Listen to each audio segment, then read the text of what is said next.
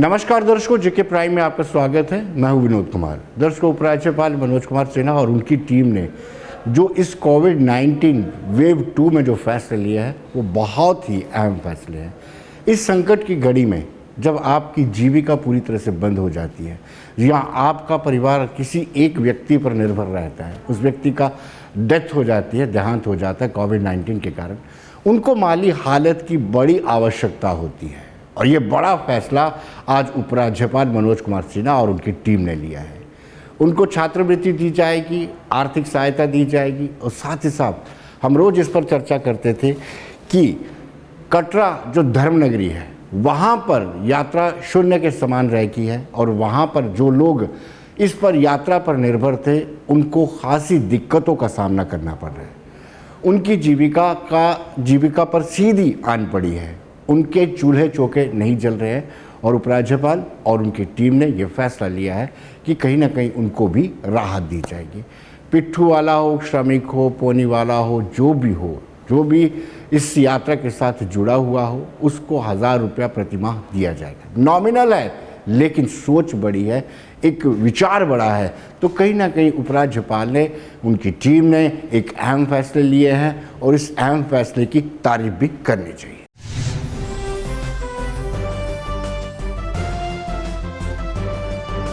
जम्मू कश्मीर के मेरे प्यारे भाइयों और बहनों,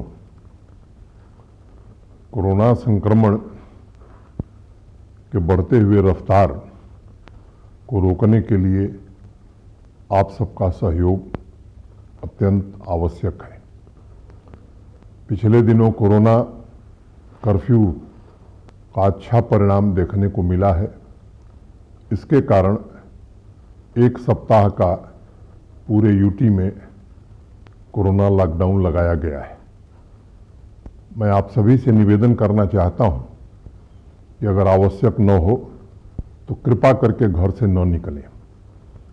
जितने सुरक्षित हम रहेंगे और जो SOPs हैं कोविड को लेकर के, मास्क लगाना, साफ सफाई रखना, तो मुझे लगता है कि हम सब कोरोना के संक्रमण के चेन को रोकने में निश्चित रूप से सफल होंगे। प्रशासन पूरी तरह से संवेदनशीलता के साथ आपके साथ खड़ा है। हम लगातार कोशिश कर रहे हैं कि सामान्य नागरिक को कोई कठिनाई न हो, दवाइयाँ हो, ऑक्सीजन हो, इसकी कमी न होने दी जाए, इसके लिए दिन रात हम काम कर रहे हैं। मैं अपने डॉक्टरों, पैरामेडिकल स्टाफ को भी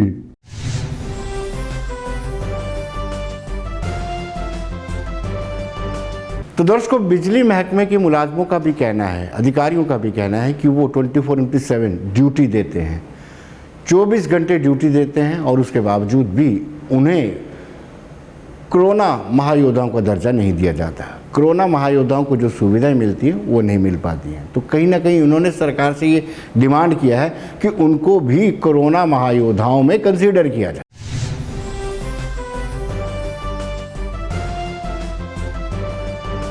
आज जो है पावर एम्प्लॉयज़ की जो इश्यूज़ हैं इस कोविड पैंडेमिक के दौरान, जो हमारे सारे मुलाजिम हैं इस टाइम पे वो काम कर रहे हैं 24/7 लगातार कोरोना इफ़ेक्टेड एरियाज़ में, कोविड इफ़ेक्टेड एरियाज़ में, चाहे वो हॉस्पिटल्स हैं, चाहे वो क्वारंटीन सेंटर्स हैं, चाहे वो हमारे हाउस होल्ड्स हैं जहाँ पे भी इलेक्ट्रिसिटी का कोई भी इशू रहता है, 24/7 हमारे लोग लगातार काम कर रहे हैं। इस दौरान मैं कहना चाहता हूँ कि हमारे जो पिछले 1 साल से नज़दीकन 15 लोगों की डेथ हो चुकी है कोविड की वजह से, जो कि अपनी ड्यूटीज़ को अंजाम देते हुए उन्होंने कोविड को कॉन्ट्रैक्ट किया और बाद में उनकी डेथ हो गई। आज तक गवर्नमेंट ने हमारी जो ड्यूटीज़ हैं, हमारे जो लोग हैं, उनको फ्रंट लाइन वर्कर्स का जो है रिगार्ड ना करते हुए, उनको फ्रंट लाइन वर्कर्स में कंसिडर ना करते हुए एक ओपन छोड़ दिया है सोशल सिक्योरिटी की नज़रिए से। उनकी फैमिलीज़ को 50 लाख रुपए का जो आज इंश्योरेंस कोविड फ्रंटलाइन वर्कर्स के लिए है, चाहे वो हेल्थ के हैं, चाहे वो सैनिटेशन के हैं, चाहे वो पुलिस के हैं, इन सब के साथ साथ PDD एम्प्लॉयज़ को भी जो कि एसेंशियल सर्विसेज का एक सबसे इंपॉर्टेंट पार्ट है, जो इलेक्ट्रिसिटी के बिना कोई भी हॉस्पिटल, कोई भी ऑक्सीजन प्लांट, कोई भी हमारा किसी का भी हाउस होल्ड में इस टाइम पे लॉकडाउन चल रहा है, सभी लोग आराम से घर पे बैठे हुए हैं। इलेक्ट्रिसिटी के बिना आप देख सकते हैं कितनी अफरा तफरी मच जाती है, और इस दौरान भी फिर भी हमारे जो पावर एम्प्लॉयज हैं उनको फ्रंटलाइन वर्कर का दर्जा ना देने की वजह से हमारे एम्प्लॉयज के बीच में काफी रोष है।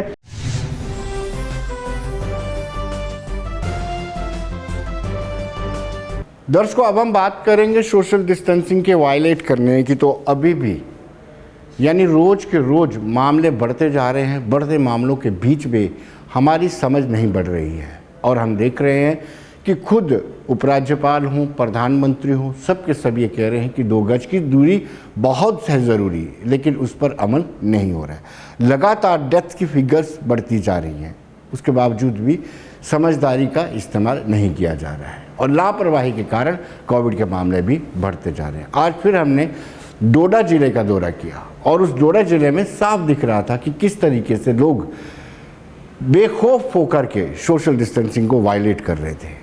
बैंक हो, बैंक में लंबी लंबी कतारें लगी हुई थी, बाज़ार हो, बाज़ार में लंबी लंबी कतारें लगी हुई थी, लेकिन लोग मान नहीं रहे कि सोशल डिस्टेंसिंग को फॉलो करना चाहिए या नहीं।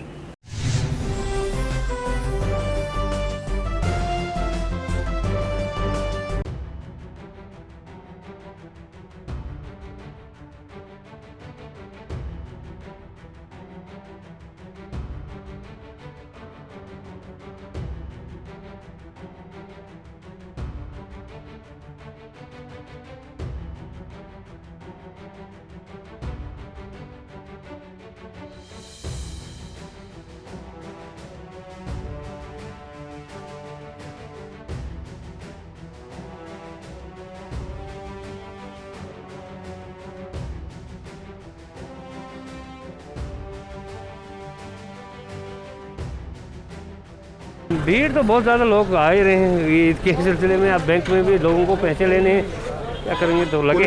पुलिस का मेन रोल रहता है इस चीज़ में कि एसओपीज़ अगर उल्लंघन कहीं पे हो रहा है उसको फॉलो करवाना, उन पे कार्रवाई करना जो भी इस तरह का उल्लंघन करेगा। लोगों की भी मजबूरियाँ हैं, तो ये आगे हैं, नहीं जी पैसे नहीं हैं खातों में, ईद है जी पैसे लेने हैं, तो अब लगाएंगे। थोड़ी नफरी इनको आगे पीछे करा रहे हैं। नहीं, मगर अभी इससे पहले क्यों नहीं नफरी आपने लगाई? नफरी तो लगी है, पीछे गलियों में लगी है, सारे गलियों में, मार्केट भी खोल दी है लोगों ने। हाँ, यहाँ पे तो है ही नहीं कोई। नहीं, यहाँ आ गई है नफरी, आ गई, ये डीएसपी साहब आ गए हैं।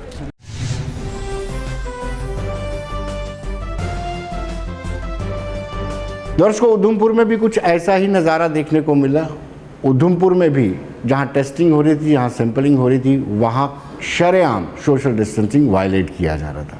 और हम अपने कार्यक्रम के माध्यम से बार बार इस बात का जिक्र करते हैं, कोविड-19 की वेव 2 में सबसे अहम है तो वो है कि आपको सोशल डिस्टेंसिंग मेंटेन करके रखनी है, लेकिन नहीं कर रहे लोग।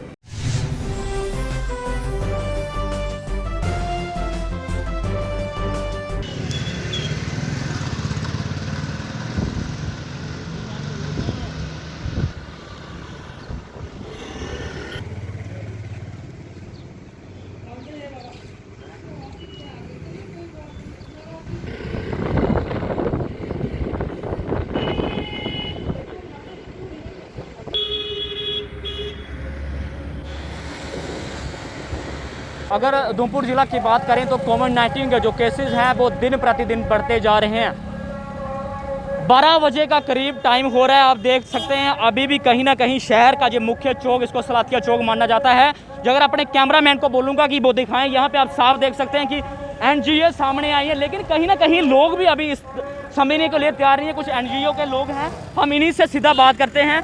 सर, क्या कहेंगे, अभी भी जो लोग हैं बात को मानने के लिए तैयार नहीं है? करीब 12 बज रहे हैं, अभी भी जो लोग हैं घरों से बाहर निकल रहे हैं।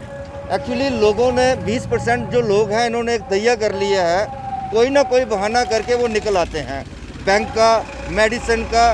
तो आज इन्हीं लोगों को प्रॉपर हम समझा रहे हैं कि सोशल डिस्टेंसिंग कीजिए। पूरे विश्व भर में एक ही मंत्र है, वो ये है कि हम इस लॉकडाउन को कामयाब करें, सैनिटाइज करें, घर में रहें, ताकि ये जो कोरोना वायरस है ये ख़त्म हो सके।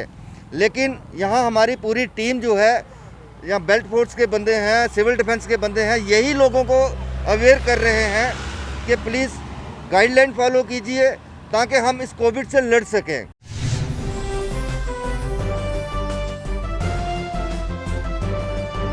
तो दर्शकों, हम जिक्र कर रहे थे कि वो लोग जो कोविड-19 या यूँ कहिए कि कोविड-19 की गाइडलाइंस का पालन नहीं करते हैं, जो लोग लॉकडाउन को फॉलो नहीं करते हैं, जो लोग 2 गज की दूरी को महत्व नहीं देते हैं, वो समाज के दुश्मन है, परिवार के दुश्मन है।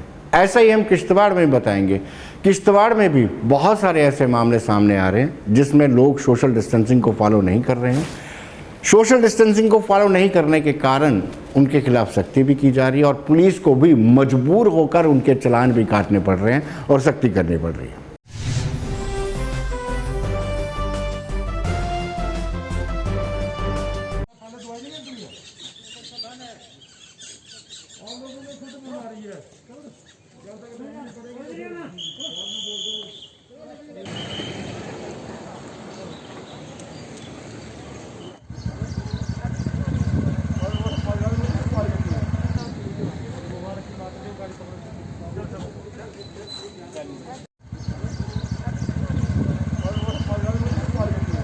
सबसे ये अपील रहेगी कि लॉकडाउन का ये कंटेनमेंट का प्रॉपर पालन करें।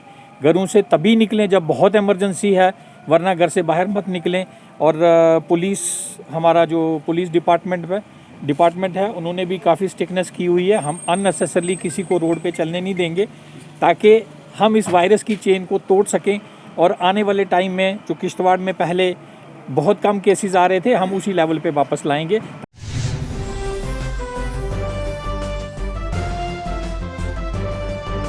दर्शकों, अब हम आपको बताएंगे कि प्रशासन हरकत में है। अंशुल गर्ग जो डिप्टी कमिश्नर जम्मू हैं, उन्होंने बिश्नाह और आरएसपुरा का दौरा किया। जो नवनियुक्त लोग हैं, बीडीसी ब्लॉक डेवलपमेंट काउंसिल के चेयरमैन हो या वाइस चेयरमैन हो या सदस्य, उनसे मुलाकात की, अधिकारियों से मुलाकात की। वहाँ पर स्वास्थ्य सुविधाएं कितनी बेहतर है उस पर चर्चा की और चर्चा करने के बाद कुछ दिशा निर्देश भी जारी किए।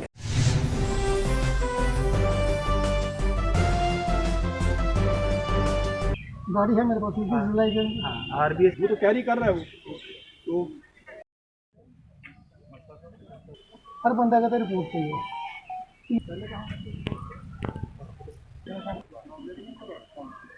यहाँ पर टाउन पे आ रहे यार कम लगे। ऐसी बात है कि पिछली बार जब कोरोना आए तो ये भी थोड़ा सा लोगों को नहीं 45। चूँकि आरएसपुरा, सुचेतगढ़, बिश्नाह ये काफ़ी एक बड़ा इलाका है यहाँ पर, तो मेरी कोशिश है कि थोड़ा लोगों को मोटिवेट किया जा सके। हमारे BLOs, आशा वर्कर्स, आंगनवाड़ी वर्कर्स की टीम्स लोगों के घरों तक पहुँचेंगी, जिसके 2 मेन जो है मैं कहूँगा उद्देश्य है हमारा। सबसे पहला ये है कि हर एक घर में जाके एक IEC एक्टिविटी का एक पैम्पलेट सर्कुलेट किया जा रहा है कि कौन कौन से डिस्ट्रिक्ट कंट्रोल रूम के कॉन्टैक्ट नंबर्स हैं जहाँ पर लोग कॉन्टैक्ट कर सकते हैं। सिम्टोमेटिक लोगों को एक अपील की जा रही है कि जल्द से जल्द अपना टेस्ट करवाएं।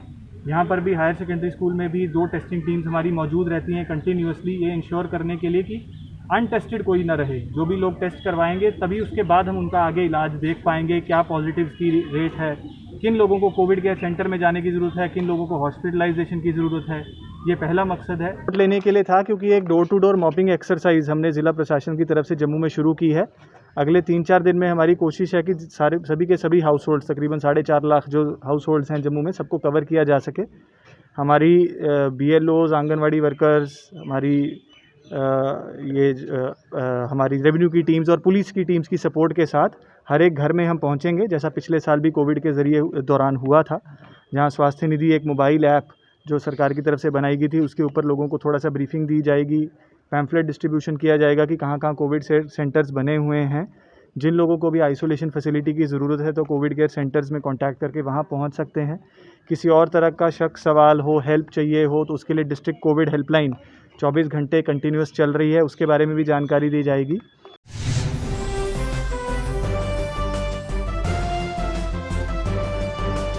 कठुआ के डीसी राहुल यादव ने भी इसी तरीके से अपने पूरे एरिया का मुआयना किया, खासतौर पर ऑक्सीजन प्लांट, क्योंकि कोविड-19 के दौरान सबसे महत्वपूर्ण जो है वो ऑक्सीजन का सिचुएशन है और ऑक्सीजन की उपलब्धता। ऑक्सीजन की उपलब्धता को लेकर के उन्होंने बड़ा जोर दिया है और सुनिश्चित करने के निर्देश दिए हैं कि सुनिश्चित किया जाए कि किसी भी तरीके से ऑक्सीजन की कमी ना हो।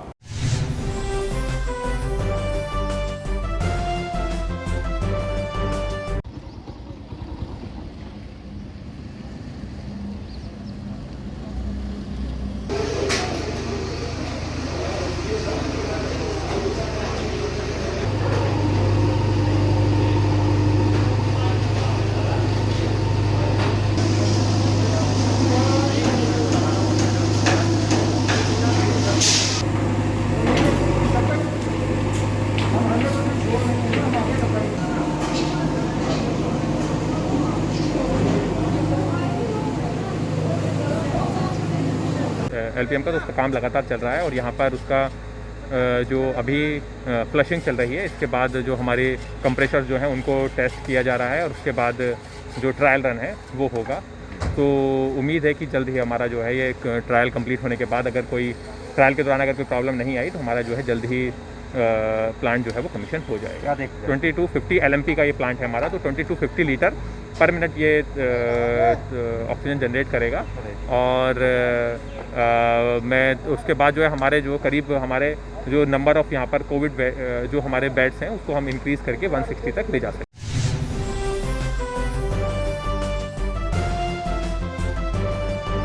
दर्शकों, हम रोज़ आपको मेडिकल बुलेटिन से रूबरू करवाते हैं जो गवर्नमेंट मेडिकल कॉलेज की तरफ से जारी किया जाता है। प्रिंसिपल डॉक्टर शशि सूदन इसको जारी करती हैं और कहीं ना कहीं लगातार मामले बढ़ रहे हैं, चिंताएं बढ़ रही हैं। बड़े ही बेड की कैपेसिटी तो बढ़ाई जा रही है, लेकिन मरीजों की क्षमता भी लगातार बढ़ती जा रही है।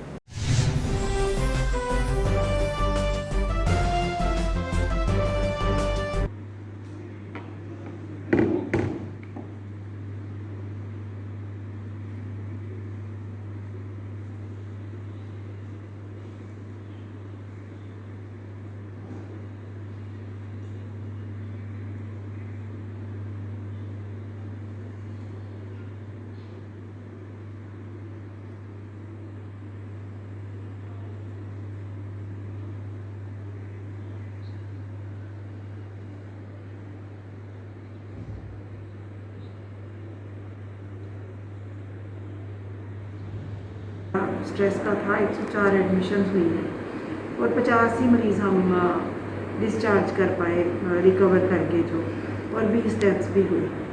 तो आज की डेट में हमारे पास 746 एडमिशन्स हैं। तो ऐसा नहीं लग रहा कि कोई स्थिति नियंत्रण में आ गई है या जनता के अनुशासन का या उनका एब्सोल्यूट कोविड एप्रोप्रिएट बिहेवियर उन्होंने पालना शुरू किया हो, जिससे डिक्लाइन की तरफ जाना उम्मीद करते हैं। अभी तक हम काफ़ी दिन हो गए कोरोना कर्फ्यू कंटिन्यू होते हुए, लेकिन ये अभी कुछ रिज़ल्ट सामने नहीं आया है। ऐसे लग रहा है कि कुछ अभी लापरवाही या मुझे लगता है कि लाइटली ले रही है ये अभी भी। लेकिन ये जो आंकड़े बता रहे हैं कि 20 डेथ्स एक बहुत बड़ा नंबर होता है, ये GMC में हुई है, ये काफ़ी परेशानी दर्शाती है ये बात। तो कोई स्कोप नहीं है, कोई गुंजाइश नहीं है कि हम कोविड अप्रोप्रिएट बिहेवियर, जिसमें मैंडेटरी मास्क का पहनना, हैंड सैनिटाइजेशन और सोशल डिस्टेंसिंग, गैदरिंग्स छोटी मोटी हो रही है, ये भी नज़र में आया है।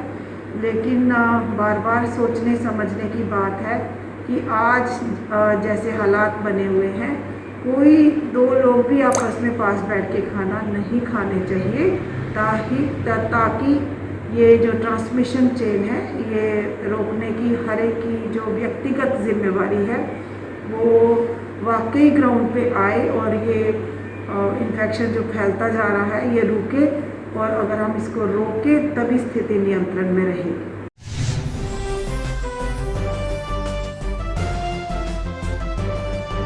दर्शकों, इस संकट की घड़ी में चाहे धार्मिक हो, चाहे सामाजिक हो, चाहे पॉलिटिकल पार्टीज हो, अपनी अपनी विचारधारा को छोड़ करके इस संकट की घड़ी में उन्होंने लोगों की रक्षा के लिए आगे आना चाहिए और ऐसा ही भारतीय जनता पार्टी ने भी अब किया है। भारतीय जनता पार्टी के बड़े नेताओं को अलग अलग जिम्मेदारी दी गई है और इसकी जानकारी आज पूर्व स्पीकर और पूर्व उप मुख्यमंत्री कविंद्र गुप्ता ने की। उन्होंने प्रेस कॉन्फ्रेंस की और प्रेस कॉन्फ्रेंस में बताया कि किस तरीके से एक प्लानिंग करके भारतीय जनता पार्टी के जो शीर्ष पदाधिकारी हैं वो काम कर रहे हैं।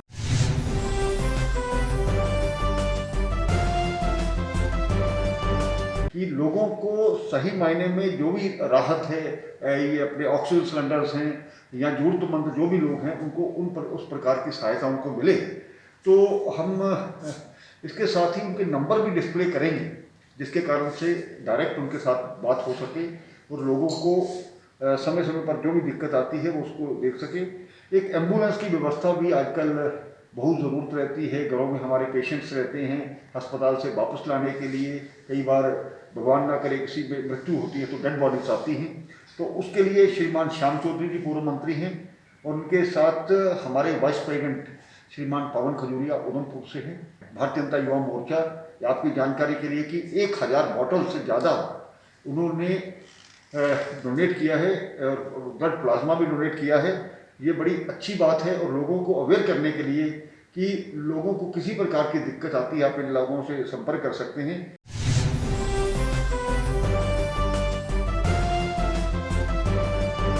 दर्शकों, वेयर हाउस सबसे बड़ी अनाज मंडी है, पूरे जम्मू कश्मीर को कैटर करती है। लेकिन इस अनाज मंडी को नई गाइडलाइंस के मुताबिक अल्टरनेट डेज दुकानें खोलनी पड़ेंगी, यानी मात्र एक सप्ताह में 3 दिन ही दुकानें खोल पाएंगे। हालांकि इसी मंडी के जो जीते हुए प्रतिनिधि हैं उन्होंने ये कहा था, शुरुआती दौर में ही उन्होंने कहा था कि वो सरकार के हर फैसले के साथ है, लेकिन आज उनको ऐतराज़ है। उनका कहना है कि अल्टरनेट डे पर अगर मंडी खोली जाती है तो लोगों को असुविधा होगी।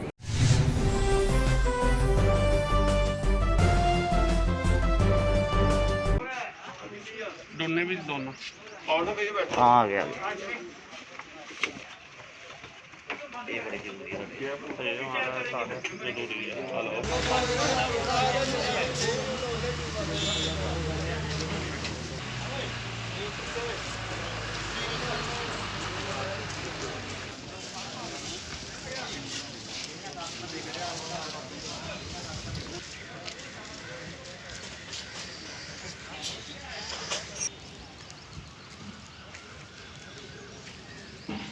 पानी आधा तो रेट और लगा पानी कोल्ड ड्रिंक कर दे, कोल्ड ड्रिंक बढ़िया और क्या पता कौन आ जाए।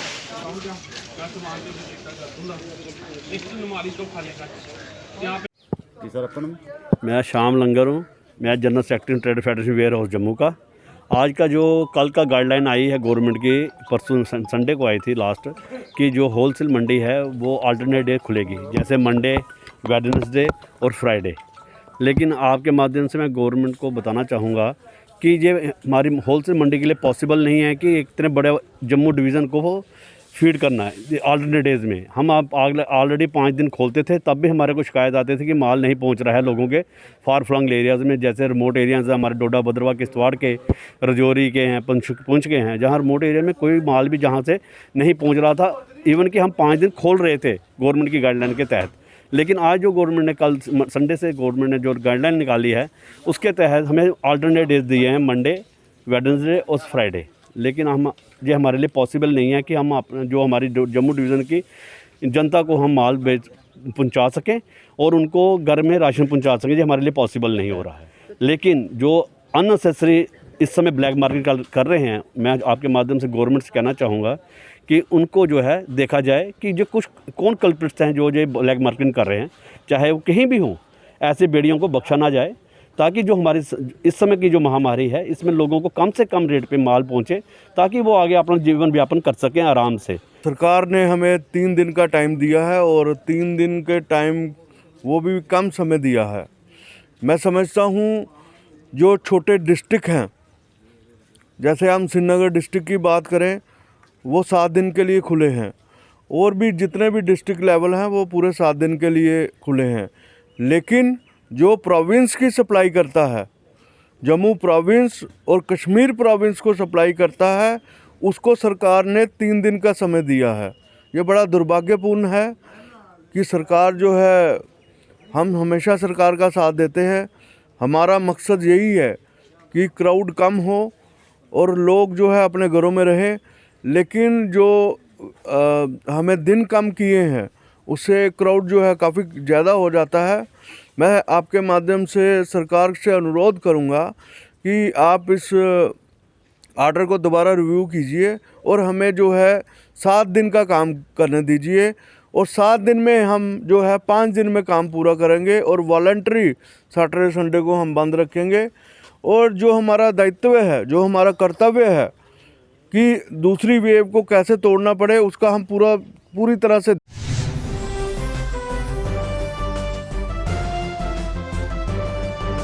दर्शकों, कोविड के इस संकट को देखते हुए जितने जीते हुए प्रतिनिधि हैं उनको भी अपनी जिम्मेदारी का एहसास हो रहा है।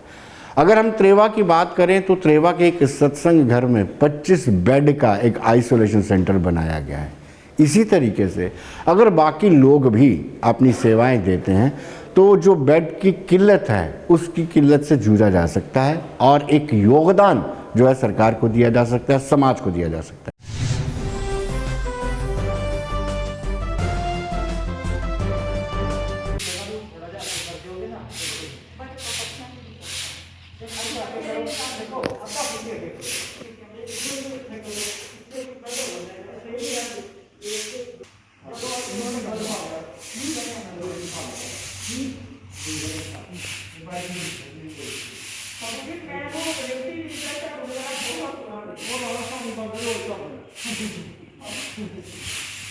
ਅੱਜ ਅਸੀਂ ਇੱਥੇ ਜਿਹੜਾ ਸਾਡਾ ਤਾਰਾਪੁਰ ਤਰੇਵੇ ਦਾ ਸਤਸੰਗ ਘਰ ਆ, ਉੱਥੇ ਅਸੀਂ ਅੱਜ ਇੱਕ ਆਈਸੋਲੇਸ਼ਨ ਸੈਂਟਰ ਬਣਾਇਆ ਕੋਵਿਡ ਦੇ ਰਿਲੇਟਡ, ਕਿ ਅਗਰ ਕਿਸੇ ਨੂੰ ਕੋਈ ਸਿੰਪਟਮ ਹੁੰਦੇ ਆ ਅਸੀਂ ਉਹਨਾਂ ਨੂੰ ਇੱਥੇ ਸ਼ਿਫਟ ਕਰ ਸਕੀਏ। ਤੇ ਜਿਹੜੇ ਵੀ ਬਿਮਾਰ ਸਾਡੇ ਕੋਈ ਵੀ ਭੈਣ ਭਰਾ ਸਾਡਾ ਬਿਮਾਰ ਆ, ਅਸੀਂ ਉਹਨਾਂ ਨੂੰ ਇੱਥੇ ਸ਼ਿਫਟ ਕਰ ਪਾਈਏ ਔਰ ਉਹਨਾਂ ਦੀ ਟੇਕ ਕੇਅਰ ਕਰ ਪਾਈਏ। ਇਸ ਕਰਕੇ ਇਸ ਬਿਮਾਰੀ ਨੂੰ ਪਲੀਜ਼ ਲਾਈਟਲੀ ਨਾ ਲਓ, ਘਰ ਰਹੋ, जिन्ना हो सकता अपने घरों के अंदर रहो, मास्क पहन के रहो, सैनिटाइजर यूज़ करो, हैंड वॉश अपने बार बार करो, अपने आप भी बचाओ और अपने लोगों को भी बचाओ।